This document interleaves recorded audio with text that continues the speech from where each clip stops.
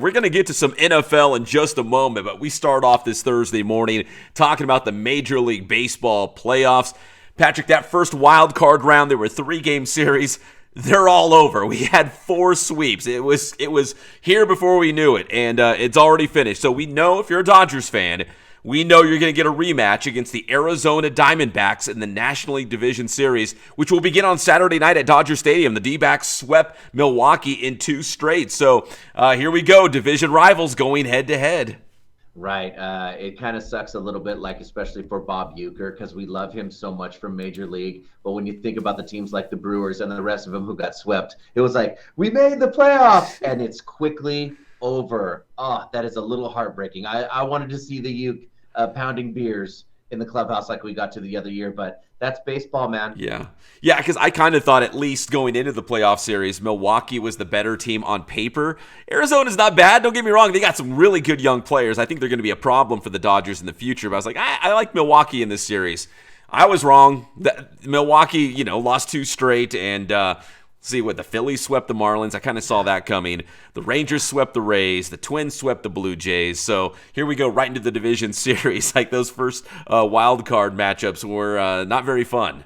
And I mean, it's something that I learned from you, Pep, is that it's not the best team in baseball. It's the hottest team. And it looks like the D-backs are hot, so this should be a good matchup for the Dodgers. Yeah, exactly. Remember around the All-Star break, I want to say Arizona had a half-game lead on the Dodgers for first place in the National League West. So don't get me wrong, Arizona is not a bad team.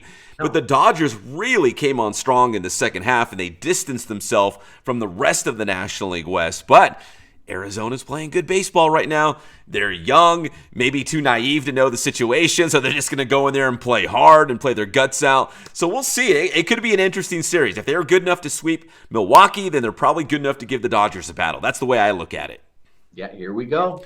And speaking of good teams going out, I mean, Tampa Bay, the Rays, I thought, man, so there's a lot of people, baseball experts, picking Tampa Bay to go to the World Series this year, but not this year. That's why they play the game. So Texas Rangers with Corey Seager, the former Dodger, they're a problem. The American League West, man, with Texas, the Astros are, they're obviously already in with a first-round bye. So the American League West was tough this year, and the Rangers are moving on too. They are, and the Tampa fans are getting blamed a lot for only having 19,000 at the game. Come on, Tampa.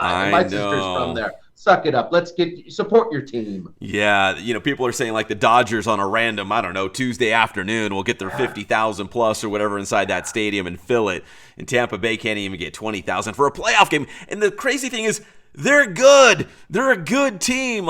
So I know they're getting a new stadium down there, and maybe that will kind of revitalize the local fans' love for that team. But yeah, man, for a playoff game, you can't even fill it up halfway. That's pretty sad. Come on, Tampa. They busted out the old Devil Rays jersey just for you. Old school, man. They just sunk right away. It sucked. Super old school Devil Rays, yeah, and they still couldn't get it done. So Dodgers, get ready for Diamondbacks. That's coming up game 1 Saturday night. Patrick, we got to talk NFL. The Rams are going to get their crack at the undefeated Philadelphia Eagles. There's only 2 teams undefeated right now. That's the Eagles and the 49ers. 49ers got the Cowboys on Sunday Night Football, which should be a heck of a game. But the Rams will get their crack at Philly, 4-0 Philly, and they're led by Puka Nacua, man. Through the first 4 games of his NFL career, he's had more catches and more receiving yards than any other receiver in NFL history. So he's the new Cooper Kupp. Can you imagine when both these guys are on the field together? It's going to be exciting. Yeah, I mean, he really snuck onto the scene, but I was listening to an interview the other day where I guess inside the coaches' rooms, the coaches knew how decent he was because I guess at the Senior Bowl, they couldn't cover him. Yeah. No, because we have some Inland Empire guys that actually a bunch that go to BYU. So I was actually kind of familiar with his name because I was watching our IE guys for the BYU Cougars. And I'm like, this guy's pretty good. I didn't know if he was like, make the, 53-man roster for an NFL team good. But now he's on a historic rate, so pace right now. So Puka Nacua and the Rams going up against the Philadelphia Eagles, trying to give them their first loss. And as I mentioned, the 49ers got the Cowboys. That's probably, I know it's Sunday Night Football, that's probably, Patrick, the best game of the week, I would say. Oh, yeah, this is going to be a great matchup and a really good measuring stick for these Cowboys. Yeah. We'll see how good these Cowboys are because, my goodness, these 49ers and Christian McCaffrey and Brock Purdy, you know what I mean? People are asking if he's elite, and that's a win for him, even if it's just a conversation. If it's true or not, that remains to be seen. But obviously he's pretty freaking good. Yeah. Him and Kyle Shanahan are turning out to be a nice little duo here. Do you remember? So listen, we're old enough to remember when Jimmy G was with New England. And then when he went to the 49ers, he had a streak of he didn't lose any games. I forget, he was like 6-0 or 7-0 or 8-0. Like Jimmy G never lost. Well, Brock Purdy has never lost a regular season game, Patrick. Wow. I mean, he's that good. So yeah. So we'll see. It's going to be a fun one. The other game everyone's talking about, and probably for all the wrong reasons. I know KCAL's obviously a music station, so Taylor Swift. No Taylor Swift on KCAL. I know that for sure. But everyone's following the Chiefs all of a sudden. Everyone's a Chiefs fan because Taylor Swift made them, I guess, popular for the non-football crowd out there, right? Yeah, absolutely. It's kind of funny. I feel like the NFL's overdoing it a bit. Oh, so much. I mean, like anything Taylor Swift, listen, I don't follow her on social media, but all these social media posts are being kind of forced down everyone's throat about Taylor Swift was at the game, she was with Travis Kelce, she's going to be there this Saturday, blah blah, or this Sunday, blah blah blah blah. I mean, Monday Night Football, it was a thing where, they put her up on the screen in New York at the Jets-Seahawks game, and she started getting booed. It's like, okay, everyone's going to start Yoko Onoing her. Yeah, it's too much. Start blaming her for everything, which is not fair. Just let her watch the stupid game. Yeah. Yeah, it's like too much. She's going to have to kind of go into hiding a little bit for Travis Kelce and the Chiefs' sake. But they play the Minnesota Vikings, so Alexander Madison and our guys on the Vikings will see if they can beat the Chiefs and maybe kind of silence the Swiftie crowd a little bit. Although I don't think they're watching it to see if the Chiefs win or not. I don't know if they even really care about that. No, they're watching to bug their husbands. Yeah. Just joking, ladies.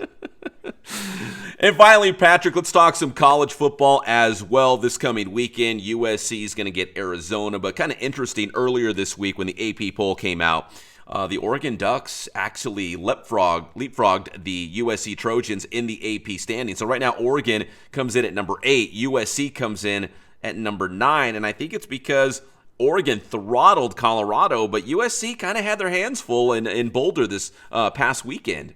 I think it's something that, Pep, you've brought up before, and that is maybe USC's defense is a little weaker, and that's why they fell behind to where Oregon looks actually pretty well-rounded. Mm-hmm. As the kids would say, a little sus, right? That defense, and Alex Grinch, it's a little sus. Alex Grinch, the defensive coordinator for USC. I actually had a chance to meet him because he was the DC at Washington State not too long ago, and he was down at the University of Redlands, like recruiting players for those summer camps. And so I remember talking to him because they recruit the IE hard. But yeah, he's kind of the guy under the spotlight right now because USC simply cannot stop anybody. And if you can't stop anybody, at some point, it's going to catch up to USC. You can't fight fire with fire all the time and not get burned. So if USC can play some defense, which they haven't demonstrated yet, they should be one of the top teams in the country. They should be in that college football playoff. But right now, based on just that one sample size of both teams, Oregon and USC playing Colorado, the Ducks certainly look like the better team. Yeah, they did, man. We'll have to see. Hopefully, I think USC fans are just hoping that defense can get better as the season goes, which does kind of happen a little bit because sometimes these offenses can go bananas. I mean, look at on the other side of the ball. He's going bananas, the kid, but that defense needs to tighten up a little bit. Yeah, Caleb Williams, the Heisman Trophy winner, he's probably better statistically wise. He's probably better this year than his Heisman Trophy winning season. So that's crazy. But you still have to get stops on defense to give offense a chance. Man, we'll have to see what happens. Just watching all the arm angles of Mr. Caleb doing his thing was actually really exciting. I can't wait to see what happens. We will catch up with Pep on Monday to talk all about it. Pep, tell me how to get your stuff. Can't wait. Monday coming up. We'll talk about all the NFL stuff. In the meantime, you can get my stuff at Inland Sports, Facebook, Instagram, Twitter, and the Inland Sports YouTube channel.